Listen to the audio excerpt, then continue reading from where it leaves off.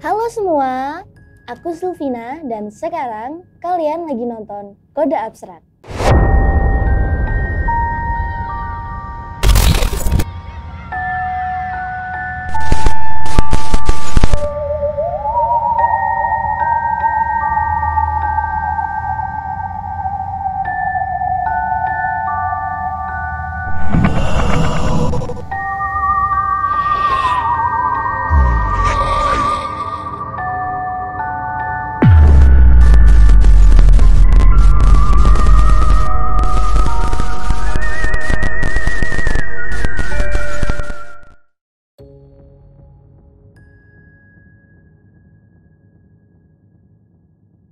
Di sini kita bakal bahas sesuatu yang creepy, mulai dari misteri, horor, mitos, histori, konspirasi, atau juga tragedi. Di malam Jumat ini, kita bakal bahas yang horor lagi. Apa sih yang terlintas di pikiran kalian kalau dengar kata Korea?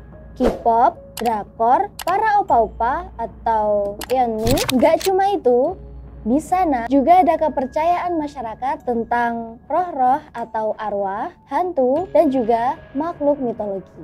Kalau di Indonesia kan ada banyak macam-macam hantu. Bahkan di setiap daerah itu juga punya kepercayaan hantu sendiri. Nah, di Korea juga sama. Ada berbagai macam hantu dengan sosok yang berbeda-beda. So, langsung aja kita bahas. Di Korea, hantu biasa disebut gwishin. Masyarakat sana menganggap kalau ada orang yang meninggal tapi belum sempat menyelesaikan keinginannya, kayak balas dendam atau nggak terima sama kematiannya, rohnya itu bakal bergentayangan atau jadi hantu.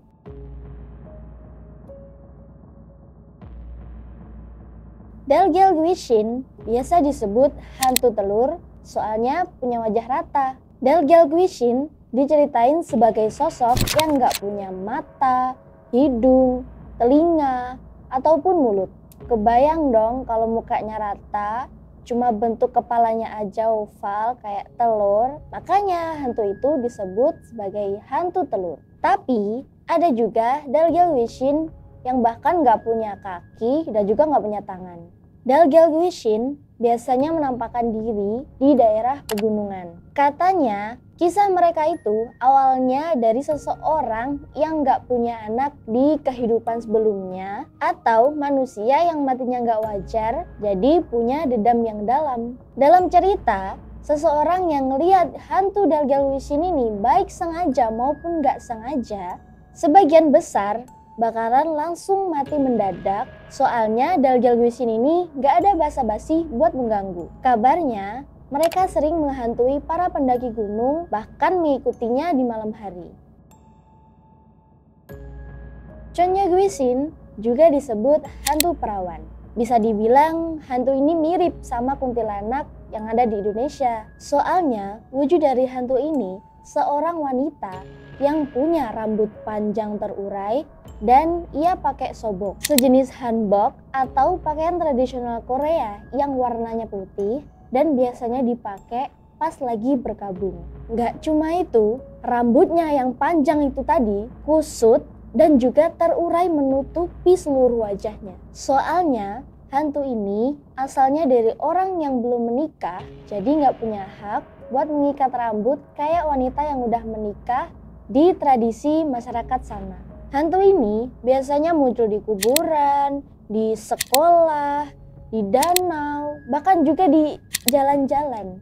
Yang paling bikin takutnya, Chonnya gwishin ini bisa tiba-tiba muncul di depan mata. Dalam tradisi Korea Selatan, wanita itu punya peran yang sangat penting, yaitu ngurusin ayahnya, ngurusin suaminya, dan juga anak laki-lakinya. Jadi, kalau ada seorang wanita di sana yang meninggal sebelum bisa ngelaksanain peran itu, maka arwahnya itu dipercaya dapat kutukan berupa menetap di bumi selamanya. Maka dari itu, Chonnya gwishin sering menghantui dan juga berkeliaran dengan perasaan marah dan penuh dendam. Chonnya gwishin bakal gangguin orang-orang di sekitar biar orang-orang itu gak bisa menjalani hidup dengan tenang.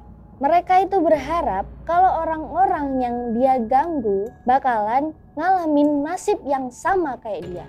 Nah, hantu ini nih juga sering gangguin pasangan yang baru menikah. Ya tujuannya biar pernikahannya itu nggak langgeng.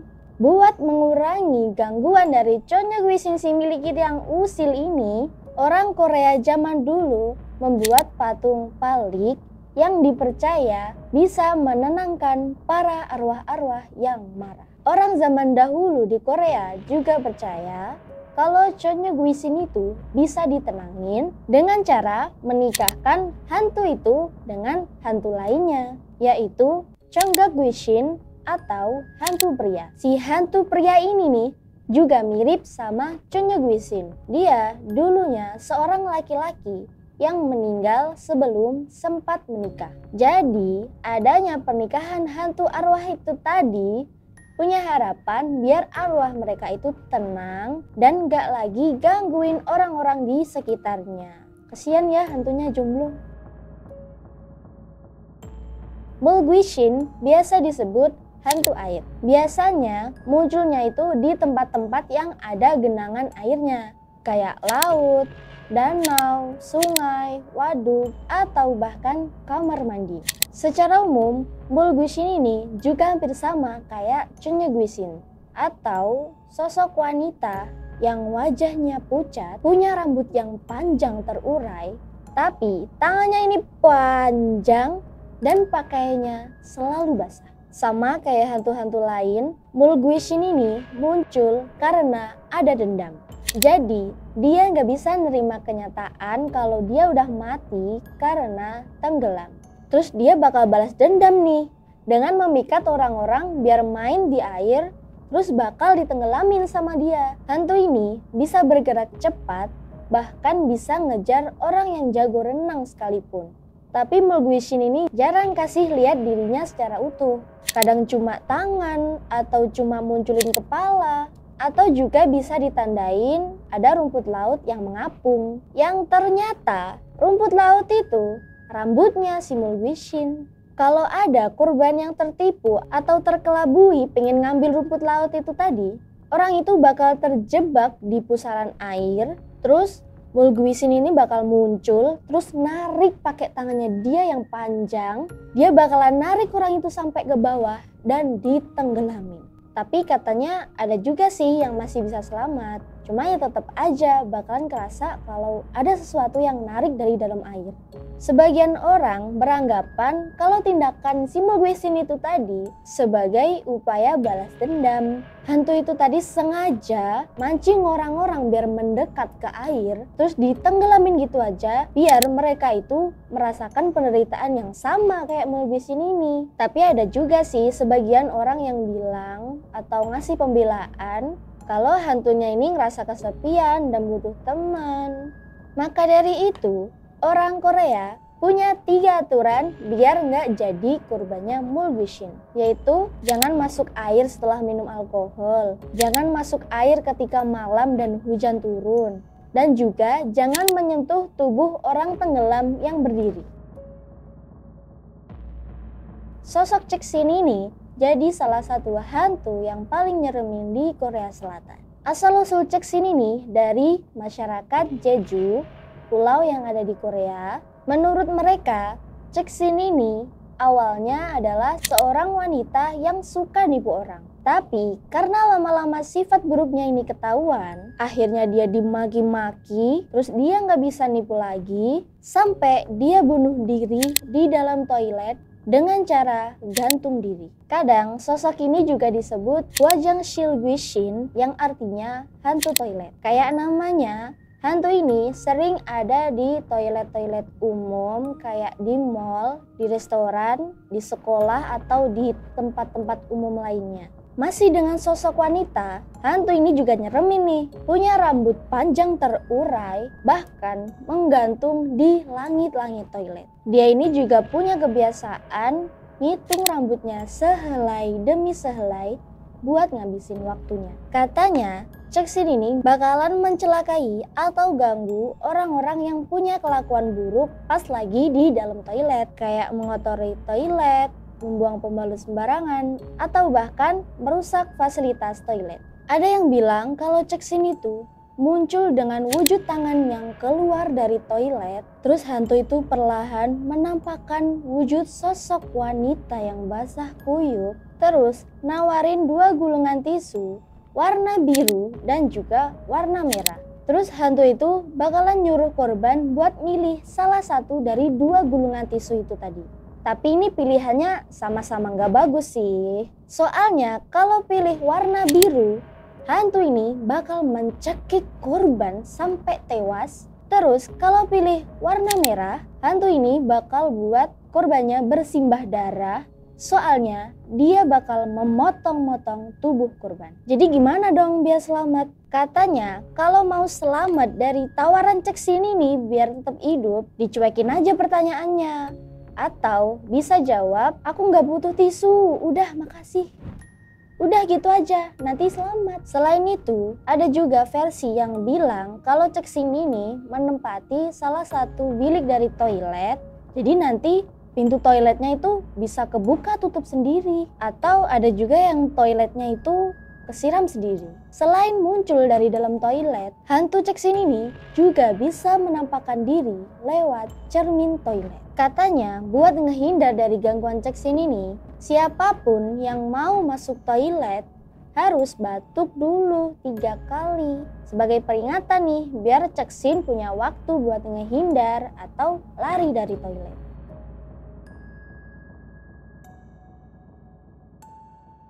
Gumiho ini bisa dibilang makhluk mitologi juga sih. Mungkin dari kalian ada yang tahu anime Naruto. Nah, kan Naruto punya Kyuubi, rubah berekor 9. Nah, ini sama nih. Gumiho ini adalah siluman rubah berekor 9. Bedanya, Gumiho ini sosoknya kadang menyeramkan dan kadang bisa berubah penampilan jadi wanita cantik buat godain laki-laki. Tapi Gumiho ini punya sifat jahat. Kalau ada laki-laki yang udah tertarik sama dia bakalan berubah ke wujud aslinya dan makan orang itu hidup-hidup. Karena Gumiho ini siluman, jadi dia bisa jadi manusia kalau dia makan 100 hati pria atau nikahin 100 pria tanpa ketahuan identitasnya. Terus juga nggak boleh makan hewan dan harus baik hati sama manusia. Nah, dengan itu Gumiho bisa berubah jadi manusia seutuhnya. Kalau soal asal-usul Gumiho, dulu ada kisah Gumiho yang jadi peliharaan seorang biksu tua. Dulu pas biksu masih muda, Gumiho ikut sang biksu hidup di sebuah kuil. Tapi keberadaan Gumiho di situ diketahui sama seorang petani yang lihat Gumiho lagi jalan-jalan di sekitar kuil. Tapi petani yang lihat itu ngerasa aneh. Soalnya habis Gumiho jalan-jalan, dia lihat Gumiho itu masuk ke dalam kuil. Terus si petani itu nyebarin kabar itu ke masyarakat. Akhirnya ada yang protes ke sang biksu. Jadi nuduh dikiranya sang biksu itu nyembunyiin wanita di dalam kuil dan mau berbuat jahat. Sampai pada akhirnya pas biksu udah tua, dia mutusin buat nyegel Gumiho selamanya di dalam sebuah lukisan biar gak disakitin sama orang lain. Gumiho setuju, tapi dia minta syarat setiap bulan purnama tiba, dia mau keluar dari lukisan itu dan menjelma jadi wanita cantik. Terus sang biksu juga setuju, asalkan Gumiho nggak menampakkan diri ke manusia. Nah, suatu hari ada laki-laki sama teman-temannya datang ke kuil buat berdoa. Pas mau pulang, tiba-tiba mereka terjebak sama hujan dan terpaksa nginep di dalam kuil itu. Sang biksu pun ngebolehin asalkan nggak masuk ke dalam balai terlarang tempat ditaruhnya lukisan segel Gumiho. Dan saat itu pas banget tepat di malam bulan purnama. Gumiho tadi kan udah minta syarat mau keluar saat bulan purnama. Akhirnya dengan kekuatan Gumiho, dia bisa keluar menembus segel itu. Terus ada nih salah satu dari laki-laki itu tadi yang gak peduliin larangan dari sang biksu. Dia nekat tuh deketin balai terlarang itu. Terus laki-laki itu ngeliat di balik pintu ada sesuatu yang memancar, dan dengan penasaran laki-laki itu akhirnya buka pintunya. Di situ dia lihat ada wanita yang cantik betul, pakai daster putih dan berambut panjang, tapi punya ekor 9 yang berwarna putih dan memancarkan sinar berwarna biru.